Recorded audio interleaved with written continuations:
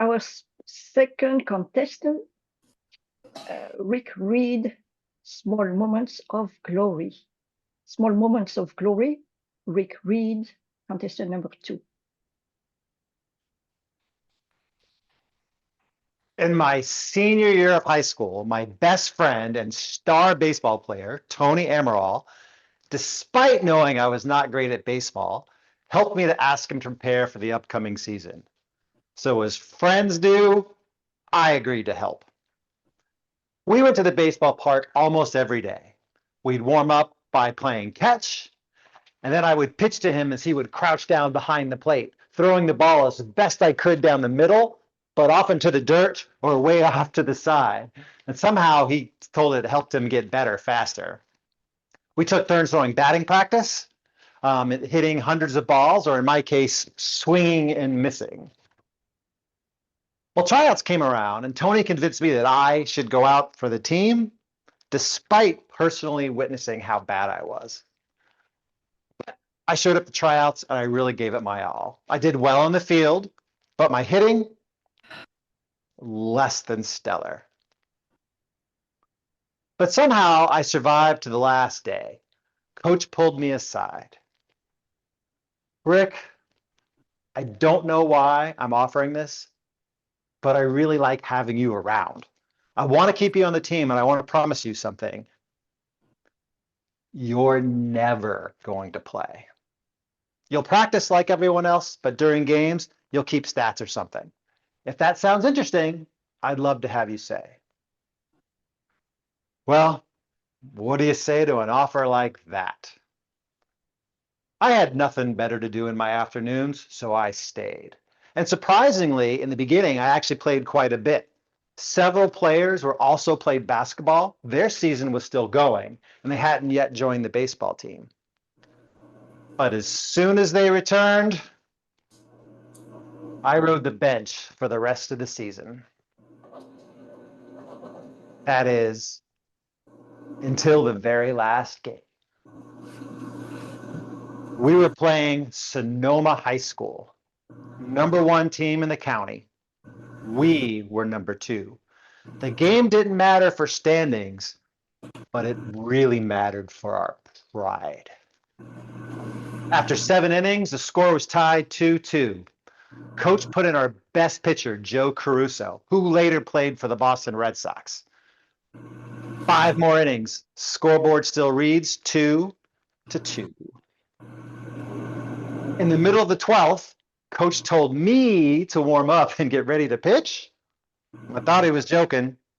I warmed up anyway, and then I sat back down on the bench, waiting for the game to continue.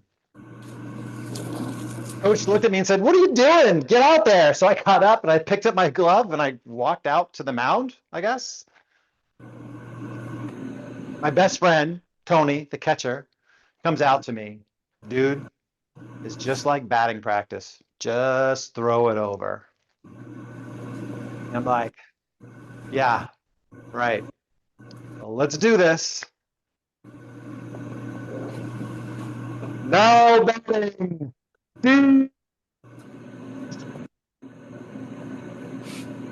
Great. First up, league MVP. Also played professionally for the Chicago Cubs. First pitch. Right down the middle. He lets it go by. Strike 1. Second pitch. Right down the middle. He swings hard, hits the ball hard. It goes 200 feet straight up in the air. Our shortstop catches the fly ball on shortstop. Biggest player in the league, out. Next batter, first pitch. He takes a big swing and misses. Now, back when Tony and I were practicing, if I managed to throw a pitch that he missed, I would laugh at him and taunt him, as good friends do. So in this moment, I couldn't help myself. It was a Pavlovian response. I laughed. The umpire calls timeout, comes out to the mound. "Son, you better settle down." "Yes, sir. Yes, sir." I got it under control. So I pitched the whole inning. They didn't score. And then we scored on a suicide squeeze and won the game. But because I never actually played. Nobody I knew was there to watch. Not my parents, not my girlfriend, nobody to tell the tale, except it turns out one person. The next morning, Tony and I are running around doing 17-year-old Saturday morning things, driving around town, hitting the donut shop, the record store. We walk into the record store and our friends behind the counter cheered. Yes! Had no idea until they picked up the newspaper.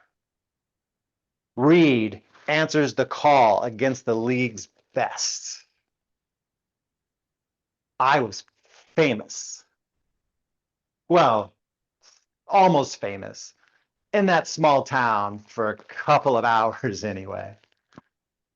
We continued our rounds, literally getting greeted by heroes everywhere we stopped. A few hours later, I walked in the front door at home. My mom is sitting at the kitchen counter with a dirty look on her face. Mom says, "Did you think you were going to get away with this without us finding out?" Thinking I was busted for stealing beer from the fridge, I responded, Tell you about what?" She holds up the paper. "Oh, yeah, that. Pretty cool, huh?" And here's the best part. Because the league counted stats for everyone who pitched, regardless of innings, I had the league's best winning percentage, the best earned run average, and the lowest batting average against me.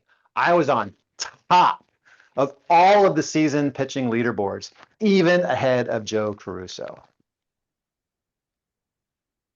Sometimes the best moments in life come when you're not even supposed to be in the game. So show up, practice, and participate however you can, because you never know when the coach might look at you and say, "Get your glove and warm up." And then you get your name in a headline.